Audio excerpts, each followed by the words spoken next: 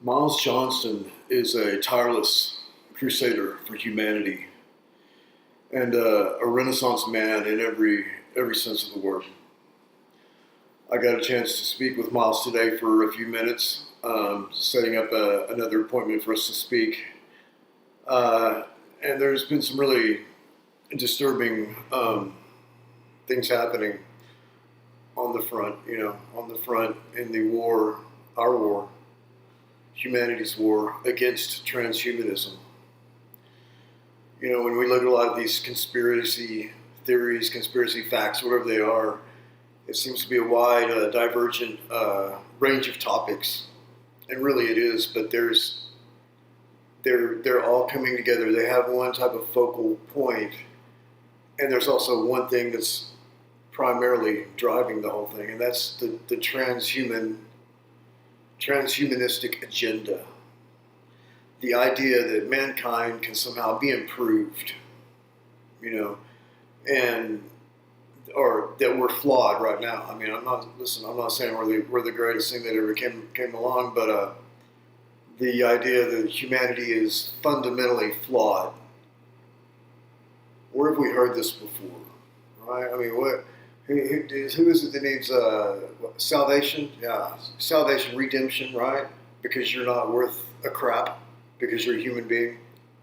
Seems like we've heard that somewhere. Some of these salvationist doctrines, these Abrahamic type things. I think you know what I'm talking about.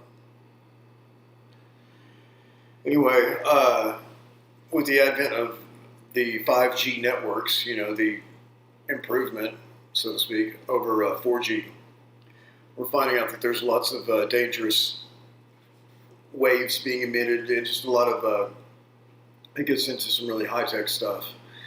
I've done talks before talking about Patrick Flanagan and John C. Lilly, his friend, the Lilly wave, which is already being pumped into every home all across the world, on top of that 60 hertz carrier wave.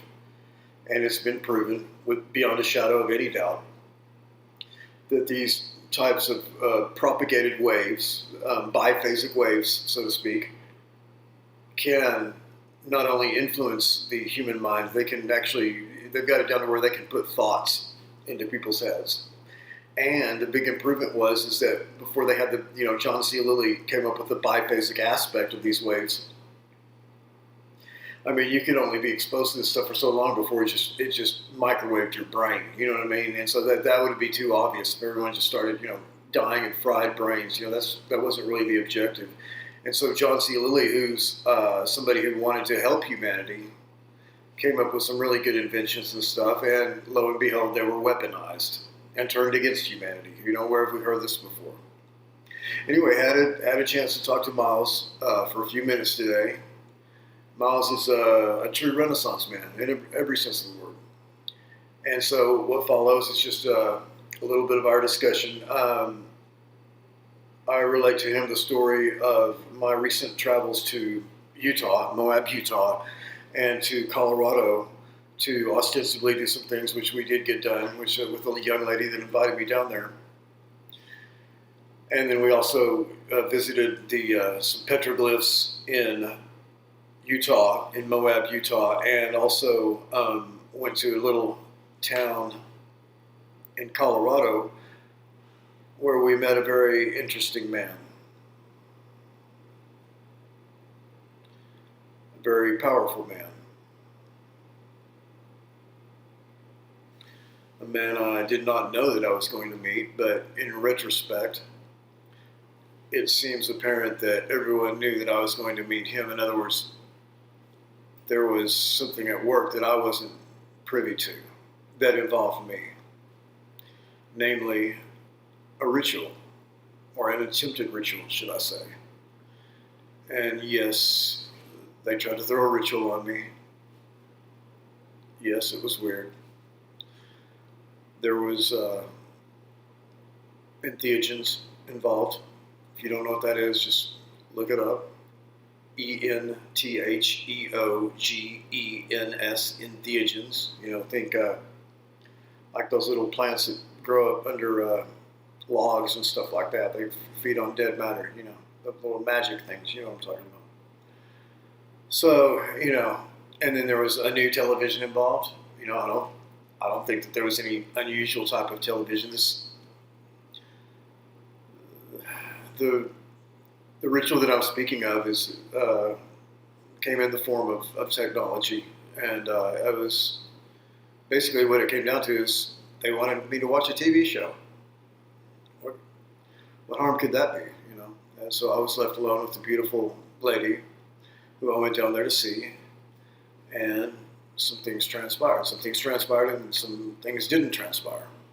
So, and talking to Maz today, find out something very similar happened to him recently. The beautiful lady, not a TV program, but some kind of multimedia art display having to do with mirrors of all things, right? Where have we heard this before? Mirrors and sorcery. The ancient kings, of Babylonia, the Mayan, deities, and the Chakmul, holding, gazing into a bowl of water or a mirror. So a lot of parallels can be drawn, and so it's just take a look at this information and see if you agree. You don't know, huh? So don't act like you do. That's it.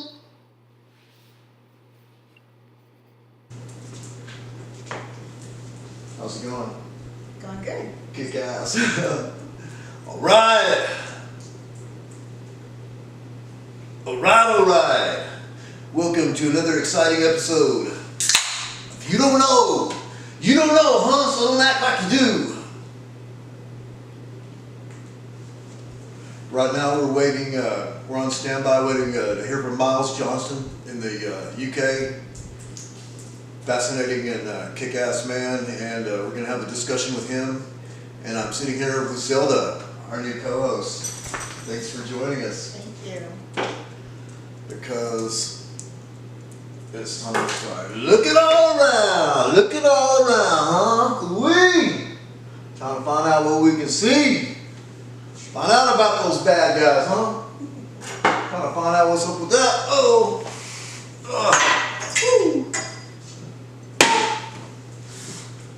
So, Gunter, you like to be on the show, don't you? Oh, you're so good. You're such a little good boy. Oh, you're so good. I have to give you a hug. And kiss. That's what he does when he's happy. He just slips his head back like that. So, we were talking earlier about some people that that their child was getting close to, I guess maybe 18 months old or something like that, where it's time to start getting some vaccines and stuff. And and I know that vaccines are bad. It's like smart, even brilliant people out there don't know that. They don't want to know that. They ignore it, actually. Yeah. Or they downplay the fact that, certain percentage of let's just say mercury is in the vaccine, and it can't be that harmful. Yeah, right. Oh, it's just, X amount of percent or whatever. Mm-hmm. I mean, that's... And that everybody does it, and everybody's right. fine, and it's rare that anything's going to happen, and that he was vaccinated too, and so nothing's going to happen because it didn't happen to him. Yeah, so, I mean, yeah, right. Nothing happened to the Joneses kids and everything like that, but, they didn't mention the Smiths kids down the block who has autism. Right. Let's not mention that, right? And then they say it's probably hereditary. It has nothing to do with the injections. Yeah, what injecting kids with stuff that just, the human race lived for so long without doing that. Exactly. But now we have to do it? Right. What's really going on? That just doesn't make any sense. And I also hear that parents also get harassed. If you take the baby to the doctor and they say, okay, well the doctor's telling you that the baby's this old, so it needs, let's just say 4 shots today, and you're hesitant, or you're not wanting to do it, so you're questioning him, and he doesn't like it. They don't like it. So yeah. and then they start saying that If you don't do it, then they're going to call CPS on you. You mean, so you go to the doctor's office, you're giving them money, Mm-hmm. and then they start threatening you with the law? Mm-hmm. This is actually happening? Mm-hmm. Wow. Yep. That is so sick. Yeah, it is. That is so reprehensible. And it makes you wonder, how can they train, doctors and nurses and stuff, regular people, I guess, but how do they train them to become that inhuman? I don't know. I think they just basically just say that vaccines are good. If you don't give them vaccines, then you're more susceptible to getting this other bad disease, and so that's why. And they scare you into doing it. I mean, I knew that there was maybe something where you could maybe have trouble getting your kid in school or something like that. That too. But now, some people are getting smart with that, where you have a form that says that you are exempt from getting vaccinations because it has to do with some sort of religious belief and stuff. Well, that's good because we have religious freedom in this country, so that's good thing that came in. But you're telling me, because I don't have any children and I wasn't blessed like that, but you're telling me that, and I'm sure it wasn't like that, with your kids, only just a few years, ago, but it's gotten worse, right? It's gotten worse. Oh my gosh. So you're telling me that if they just kind of put a sneak attack on you about these vaccines, you don't know you're going to be, you're just going for a regular checkup, and then all of a sudden they tell you need all these shots, and then if you're hesitant, they'll actually threaten you with calling CPS on you? Mm-hmm. I've had some friends who they went the natural route, where they weren't going to vaccinate, and they didn't want to have that vitamin K ointment or something that they put in the baby's eyes when they were first born.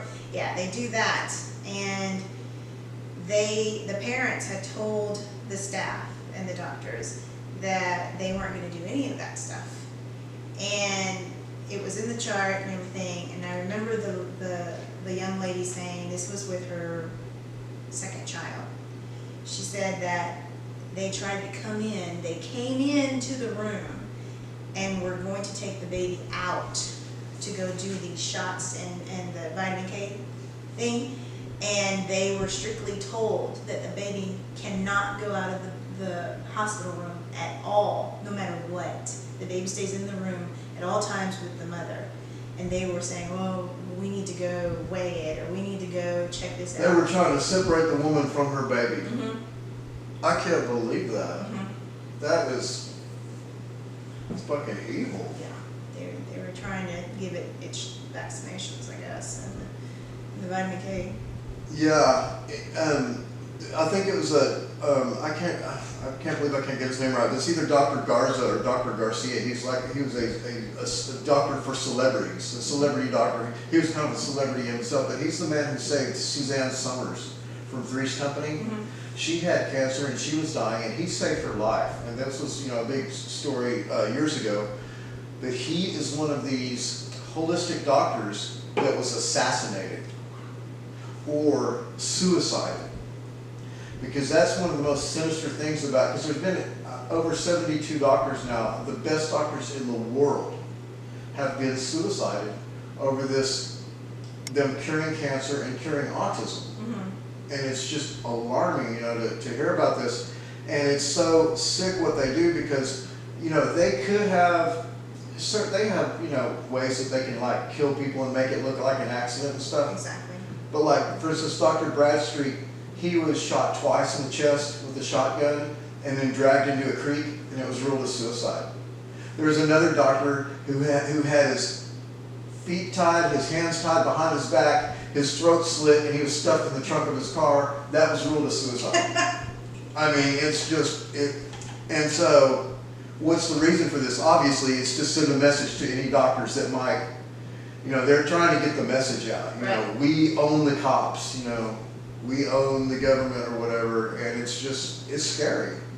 Yeah, it is. I almost, don't blame people for not wanting to look at it, but, I know I looked at it, and let me tell you, if I had a child, if I had to move to another country or something, I don't know what I'd do, but I'm not going to let them inject the child with the stuff. This other couple that I know, same thing goes for them. They don't believe in vaccinations. They had a wife when the baby was born. The baby is now probably 7 months old now. They didn't have a birth certificate, and they said they weren't going to give her a birth certificate. And I don't understand the meaning behind that, why, but then they decided, well, we better go ahead and give her a birth certificate, and I can't remember why. But then I met this other man he's probably in his late 50s, who absolutely hates the government. He wants to be off the grid in every possible way. He wants to turn in his driver's license, his social security card, his birth certificate. He says because something to do with the government owning you. Once you have a birth certificate, they own you. That's right. They really do. Yeah. And a lot of people don't know that. And, you know, and some people might say, even if, you know, there was some reality to it or whatever, well, it's just a piece of paper. But these things really do matter. You know, if it doesn't matter, like, what your name is, then why don't you just have your paycheck made out to me? Right. You know what I mean? You know, it does matter. And contracts, you know, you buy a mortgage or your house, or even you're renting an apartment or something like that, you have to sign on the dotted line, and these things have real consequences. Mm-hmm. And so when they find out that really the United States of America is a corporation, and that we, the people, are property of this corporation, it's wild, you know, to realize that. Right. And so it sounds like that man has done his homework, and he's done a lot of homework, and it's very hard to fight the system. He says he's been fighting it, and it's just almost like a losing battle, basically. Now, is this just a friend of yours that you already knew, or is this somebody that maybe you met in the community after you started waking up to this stuff?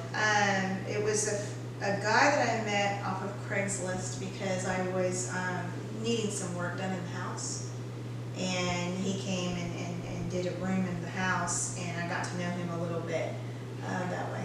So you were getting work done in your house? Mm-hmm. Okay, so he was like a contractor. Mm-hmm. Okay. Yeah. Doing some renovation or something? Yeah. So, and then he started telling me about stuff like that, and it just got more interesting.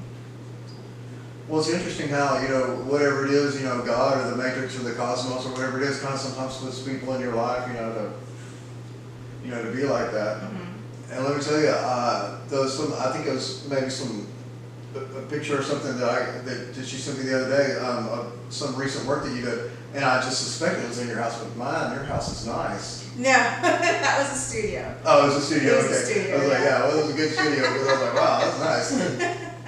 No, it was at a photographer's studio, playing around. Cool. Were y'all doing some commercial work or? No, I was needing some new headshots. Hello. Hey, Miles! Oh, How's it going? Oh, can you hear me? Yeah, I can hear and see you. Oh, kick ass. Oh, you can't see? Oh, you can see me? All right, kick ass. Sound and vision. What's wrong with the sound? Oh, you got sound and picture. Kick ass. It's fine. All right, man. Oh. I've just got. Now, I can't see that. I need to the camera a bit. For God's sake, don't. Yeah, I mean, you can see that, huh? Oh, man. We've just heard that 5G is designed to target the mitochondrial DNA in living tissue and destroy it. Man. We're talking about destruction of all corporeal life on the planet that's exposed to this thing. It's incomprehensible to me how they can even put out this information and then so they're going to put these 5G devices in everybody's home, right?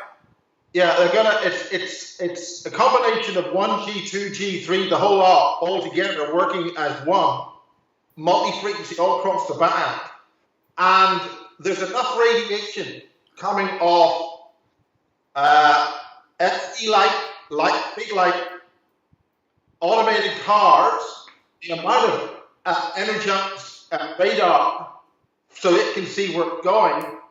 And on-portable lasers, if that gets in your mirrors, you've got 3 mirrors burning your eye. And the more they put these cars in the road, they'll have a phase array additive effect. So no living person can even walk down the fucking street. And no living person can actually drive another car. That is what this stuff is going to do. It's hard to wrap your mind around. But you're saying it mirrors? Well, you know when you're driving with your ordinary mirrors and you have a robot car come behind you, it's laser finding lasers to determine distance and whether there's other objects in front of it. If they will get caught in mirrors straight into your eyes.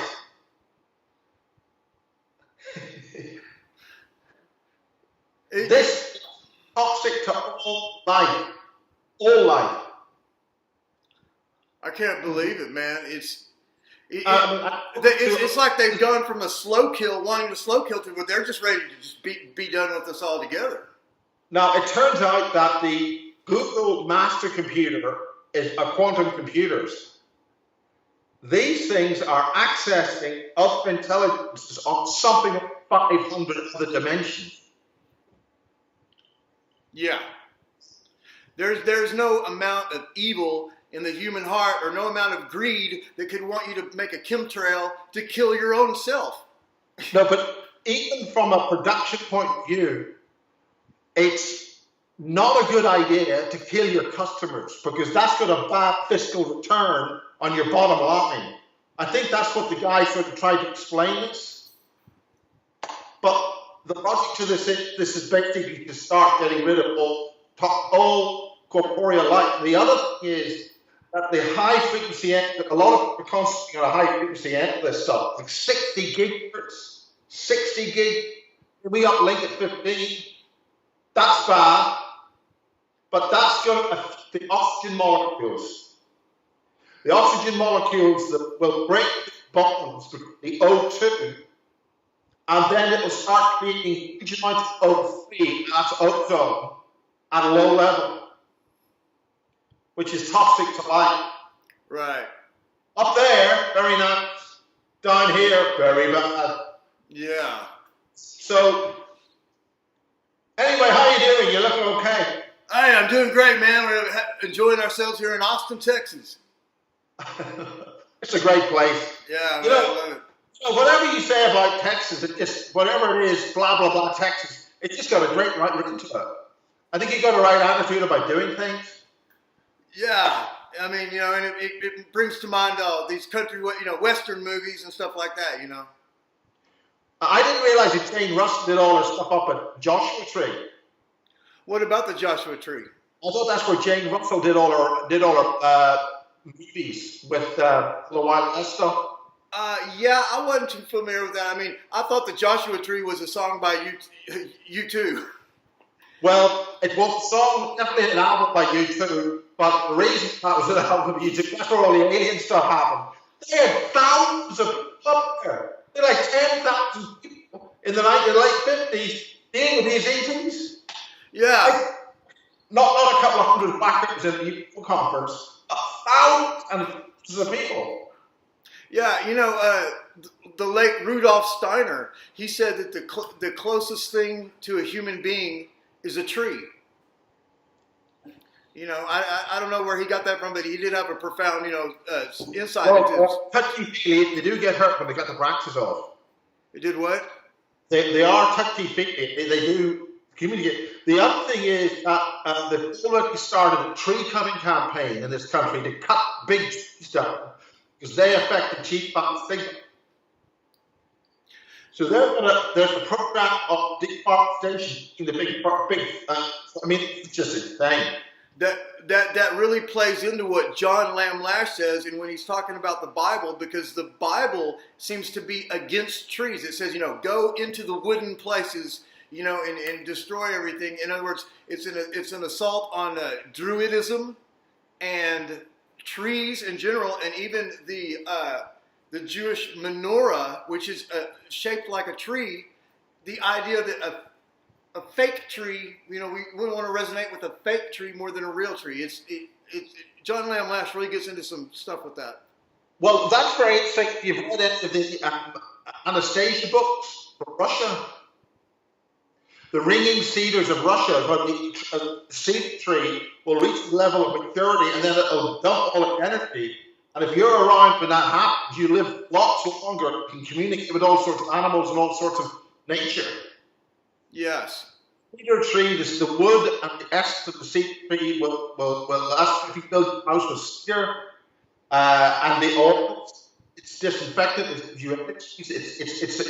donates this energy to living beings to protect them. Yeah. And you'll know that they grow up near volcanoes and stuff. They grow up the rotting rock. I was up at Tenerife, and it goes like the volcano there for 30,000.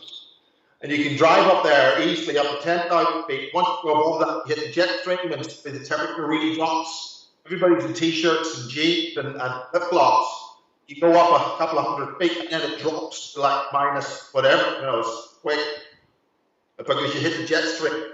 You've got trees up, which is just literally growing out of the rock. It's got a hole, and the roots simply. So they get the energy from rock, the living rock. Yes. How are you doing? I've thought about bits of Texas and what do you plan and things? What do we what?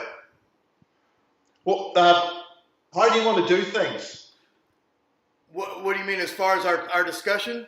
Well, I'm pretty. I will tell you this. It seems so apropos what you were just bringing up about the altitude and being up in the mountains and the trees being in the rocks, because and speaking of rocks, petroglyphs, which I was just in Moab, Utah about 4 weeks ago investigating the petroglyphs.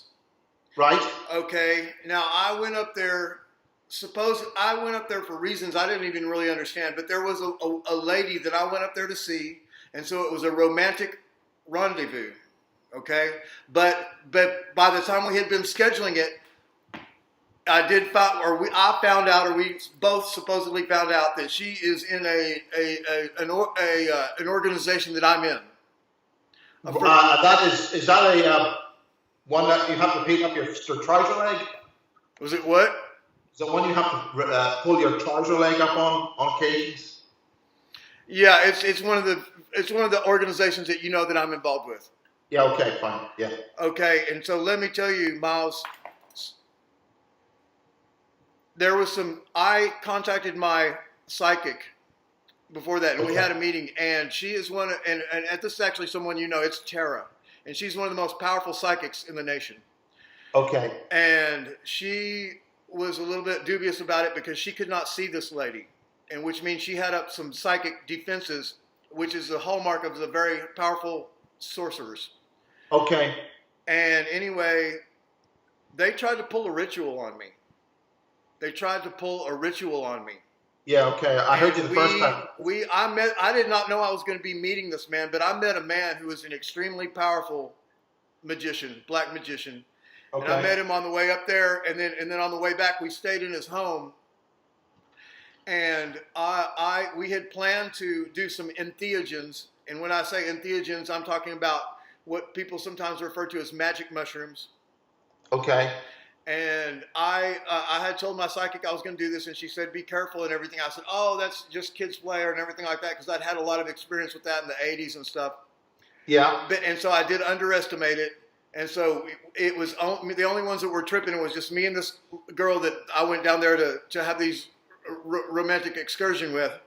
And then we were left alone as we were doing this stuff. And there's been a Bigfoot sighting up there, but this is 11,000 feet in the air. Yes. In other words, you're in the town of Idaho Springs, Colorado, but when you go up to his house, which takes about 40 minutes, you're like going straight up.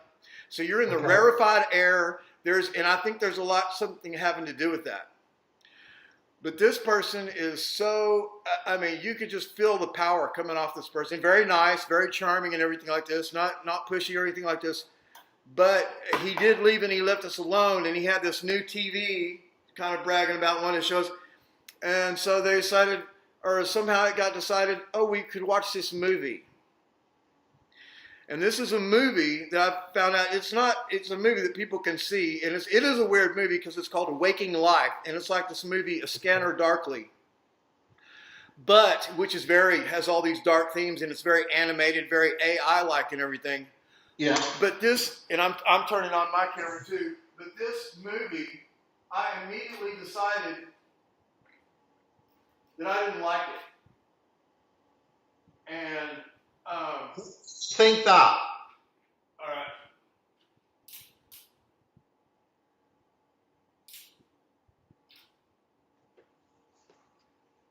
Okay. This movie, I didn't like this movie. And I didn't want to watch this movie. I didn't, I just didn't like it. And another reason I didn't like this movie is because she really wanted me to watch this movie. She really wanted. That's suspicious. It really is. And the thing is, and she was acting out of character the way she'd been acting the rest of the trip. We had been, let me tell you this, Miles. I bought my ticket to fly down there to the Denver airport. And of course, I got pictures of that mural. You know, all the conspiracies associated with the Denver airport. Yeah. Well, it just so happens my truck broke down before a week or so before I was supposed to go. And I mean, it just wrecked my finances. And I was like, oh my gosh, I'm going to have to contact this girl and tell her that I can't make it because of financial reasons, which I did. And she said, no, that's all right. I'll pay for everything. So she paid for everything. I mean, how long have you known her? I mean, why would she do that? Well, I guess maybe for a romantic excursion, but I have really only known her since maybe like November of last year, and I only known her online, and I have never in my life gone and gotten on a plane to meet somebody that I met online. But there was, I had been maybe breaking up with my girlfriend and maybe had been lonely, and there was maybe promises of this wild intimacy and stuff like this, and and I'm a man and everything. So I don't know the reasons I went. That's another weird thing about the whole deal. I still could. Yeah, it's not a wee bit suspicious because I had a similar type of a thing here where a particular woman wanted to be on my own and made a lot of things and blah, blah, blah. And then she wanted to show something to me as well. Was it on a TV? Was it something on a TV that she wanted to show you? Something involving a lot of flashes and it had a lot of satanic rituals and flash frames of her going between the other realm and seeing me through a film of water, i.e., in a mirror. A mirror, yeah. That's about the reflection of the medium of being behind the water. Yes, she originally had this edited on VHS, so this had been converted to a DVD. So I played. She was, I would say, Romanian gypsy type lady. So red flags were probably going up all over the place. Going up like hell, but I went through the thing knowing that this is going to be something, and ultimately she was a target. There was a connection with her and an Austrian guy who does stuff in Ireland in a castle, and one of her things she was doing was getting what's altered. Since Kennedy smacked a lot of the churches, there are very few of the original altars left. And they're actually numbered. You have to register if you can move them. Stone altars for churches. And she actually had something that she was asked to move from Scotland to this castle in Ireland, which was by an Austrian Nazi. The old Irish-Austrian Nazi thing. Yeah, right. When have we heard that before? All about children, Yeah. But anyway, so I didn't want to watch the movie. Now, it just so happens I'm a Samsung certified television technician, certified by Samsung to work on TVs. And that, that's a different story right there, but it's current certification. And yes, I was under the influence of these plants, but with the remote of this brand new TV, fancy TV, I could not turn the channel. I could not turn it off. I could not turn the volume down. I couldn't do anything except just play that movie. And it finally got to where I just decided that I had to physically get away from the movie. And so I went into another room. And she said, oh, well, I'm going to stay in here and watch it. Maybe thinking, oh, well, maybe I'll come back in there, stuff like that. And I just didn't. And she came back in the room several times. Was like, oh, don't you want to watch the movie and everything? I mean, it was just getting creepier and creepier. And then finally she realized that I was not going to watch the movie. And she kind of had a little heart-to-heart with me. And she sat down and she told me, because she wanted to make sure that I understood this, that me and her, we're still friends, but we're no longer lovers. You know, we had been lovers the last 48 hours before that. And just the timing is a little bit weird. It's almost as if somehow that us not being lovers anymore was a result of me refusing to watch the movie. I mean, there's no other way to. Yeah. And so she failed in her mission, apparently, which is to get me to watch this movie. And Christopher Jacobs, who I spoke with, who's a psychic that I have a monthly show with now, or he does one of, he's telling me that, you know, that I never was in any danger, but my guides wanted me to go through that experience to see a number of things. As a learning experience. Yes, a learning experience. Yeah. And what was even more fascinating is all of looking at the petroglyphs and everything like this. He said that was all part of it too, like it was all woven together. And on our talk that we're having coming up in 6 days, one of the main things we're going to be talking about is the ant people. Because he's now, you know, been in touch with the ant people, and as far out as some of this stuff is to believe, he is an amazingly powerful psychic. Now, when people say ant people, we're not talking 1950s sci-fi thing. In what way are the ants? Well, the Hopi Indians who lived out there, they have a creation myth. And part of their story is that the Great Deluge, which was maybe Noah's flood or maybe a flood before that or something like that, the ant people came up from under the ground and took the Hopi Indians down there so that they could survive. And they were down there for several generations. And then they brought them back up. And this is depicted on these rocks. That myth fits with Giza Plateau, and it also fits with whoever survived in Ireland. Because there are two areas in the northern area of Ireland and the southern area which have got tunnels in rock, which are geologists have looked at these, and the wrong tunnel is in the wrong rock. So there's an error in how these things should be there, but I mean they're just tunnels in the rock. But they seem to go way down. I mean, there is this talk that they do go into an area underneath which is survivable. Because a lot of Ireland's part of it's actually the North American continent. A little bit of, a lot of it, there's been a big split and all that. But so what's happened with your experience? Well, I mean, that was pretty much just it. The most kind of jaw-dropping thing was one of the most startling things is how I was just coerced to go down there to begin with. You know, I mean, you could call it a classic honey trap type situation.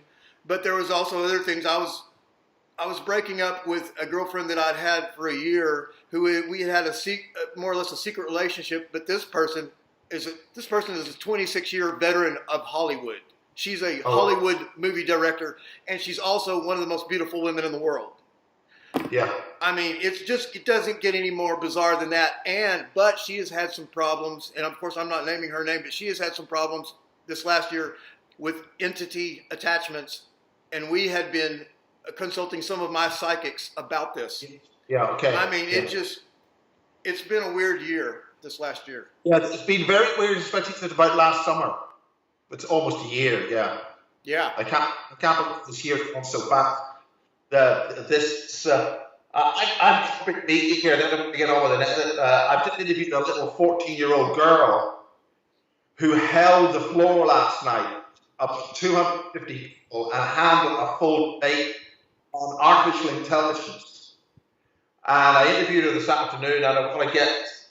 I just checked the done. I'm actually possibly too tired because I get that up in 8 hours, 8.5 hours. So maybe I'll leave it. But once that's done, but it's amazing that these young kids, a very beautiful girl. She's going to be she wants to be a lawyer and whatever. But she's a very smart girl and I want to make sure this works. But what do you feel that went with you in terms of you being a threat? Or was it a threat, or was it a learning experience for you? You mean being a threat to what? To yourself. Okay, you mean what do I perceive as being a threat to myself? Was it a learning experience?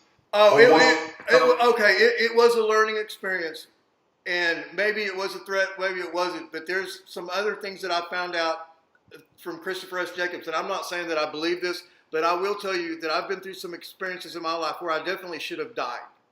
I had an experience one time where I was being beat to death by 6 men, and I was being beaten to death, and all of a sudden, for no reason, they shrieked in terror and ran, and one of them shit their pants, and I mean, they went out of their mind with sheer terror, running away from me. And there's been other situations like this where my life has been spared. And so for years, I've thought that I had an angel or a monster that was somehow protecting my life. There's no, and I've never told, Christopher Jacobs. She just described was actually in the video of made by the woman who she was beaten to death in the film by her family from her, and it was very disturbing to see her being beaten. And then a ring of fire and other stuff like that. But it's interesting that in her film she died, but she came back. Whatever, which is the whole point of the film. So it's interesting that you haven't had a similar experience.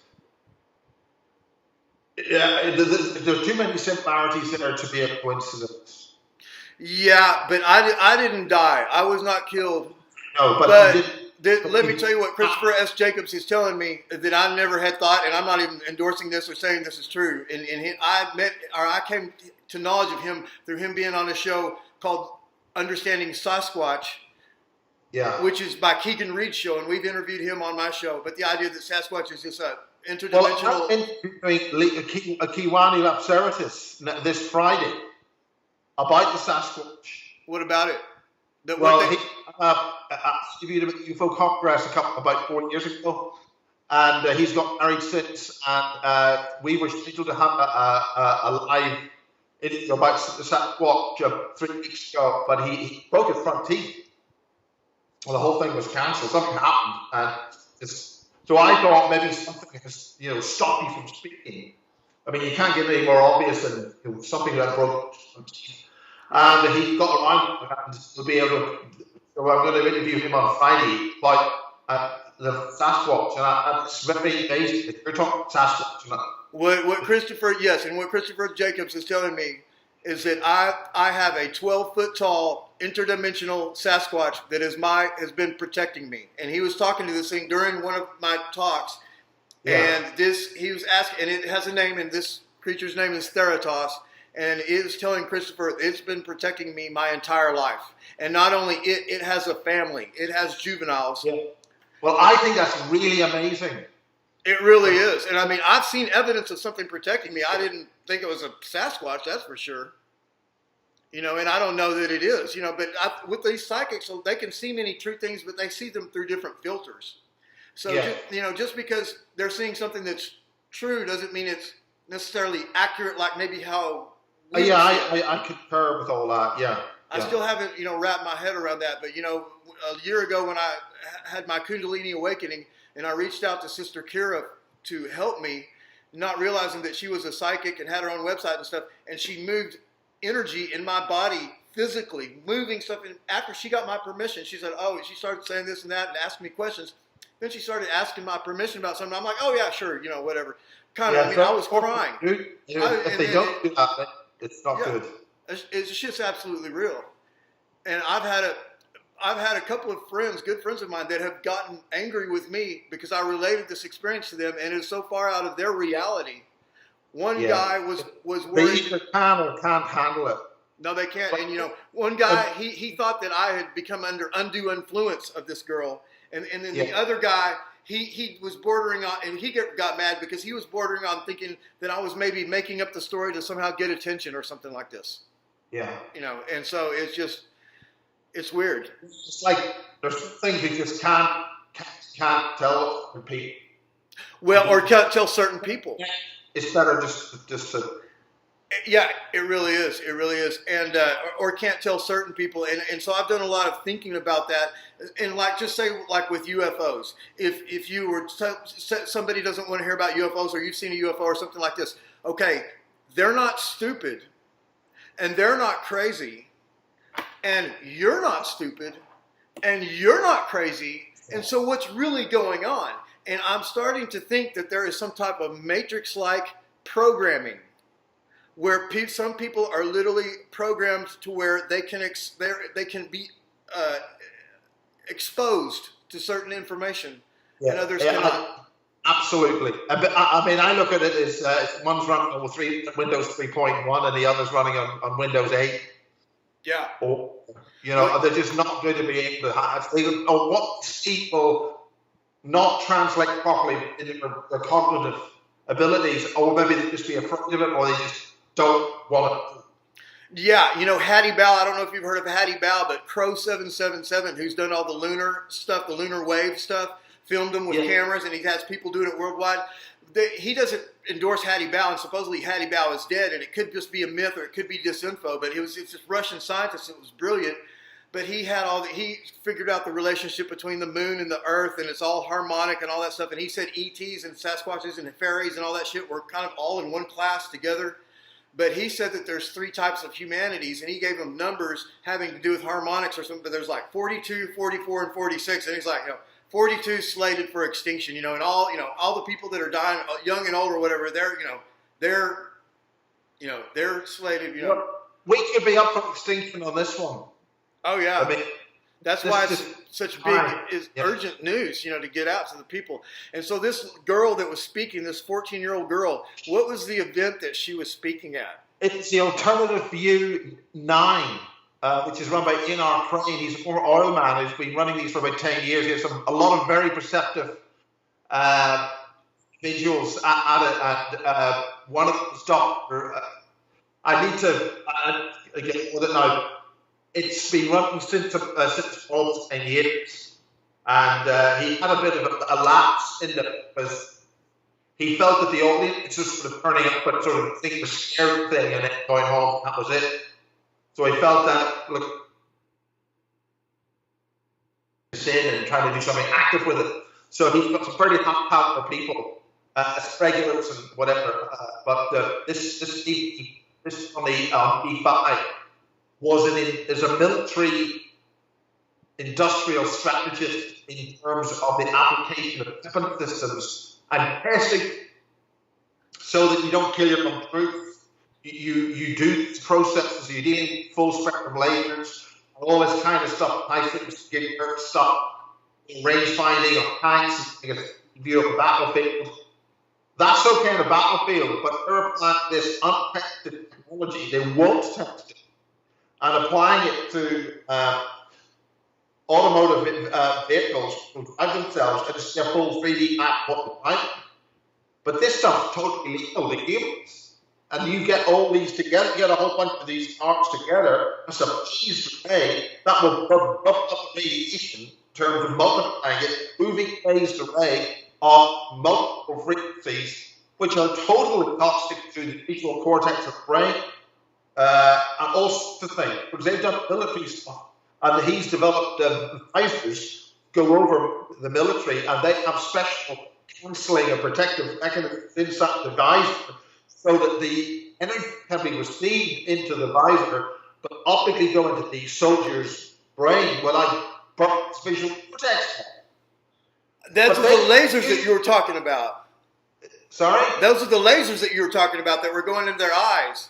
We're talking full spectrum lasers, and the LED lighting can start burning out the visual cortex. People are going to die from this. They're going to have parts of the body degrade. This, and then you can flash pulse frequency programming with LED lights. I did a thing on this about 8 years ago, when my local authority replaced all the normal sodium lights with LED lights. And one of these lights went wrong, the power went wrong, it's flickering like hell. Because LEDs are the same as you put in fiber optics, you can transmit massively high frequency pulse stuff with that. And this goes straight to the visual cortex. And then bypass the main interpretive centers of the brain and go straight into the nervous system and check the whole movement. See, it could just take you over. In other words, you over transmit brain code straight into the brain cortex and command you, and you will let it see things. which aren't there because they're actually sending an image into your brain using the same code your brain uses. Oh, so they'll do that instead of they don't need a holograph. They'll just put it the pictures directly in your brain. You can operate it. You can one substation, which connects to the entire power grid of a certain region, that have this stuff put in it. You just go to that substation on the high voltage end, and then it goes straight through all the electric cables, goes into the LED lighting. This region will see this thing or react in this way. Or, for instance, vote for Bush or something. Yeah, or like the LA riots. It's just like the lily wave that they've had. This lily wave that's been in our electrical grid. They've discovered, with Patrick Flanagan. Sounds like this is, point 2, or the next version of it or whatever. Yeah, but this is really tough. I'm going to have to go now. But listen, let's talk maybe again tomorrow or something. Around about this time. Is that okay? Yeah, let's do that. Yeah. Okay, this is not a coincidence. The experiences that you're talking about are very similar to what I've been through in some areas, and I think you need to think about that. Yeah, it was a subliminal. It was a subliminal program. But worse than that, I think something very deliberate, and they may have, based on your personality, decided that you only see so far. So maybe they're wanting to. I would just want to see. Well, I was wondering what their purpose might have been, and Christopher seems to think that since I'm beginning to reach more people on YouTube, that they might want to somehow subvert my message or something. The whole YouTube thing, the algorithms are using on this now we've got this is all extremely dangerous now. Yes, yeah, we're in dangerous waters. This little 14-year-old's talking about writing letters again. She's worked it out. She's so smart that when the school she was in, private school, had a fire alarm, the teachers didn't know what to do. She took over the loudhailer to tell all the students what to do. She just the teacher didn't know what to do. Wow, yeah. She's listening to Amplify. Meanwhile, bloody school could have been.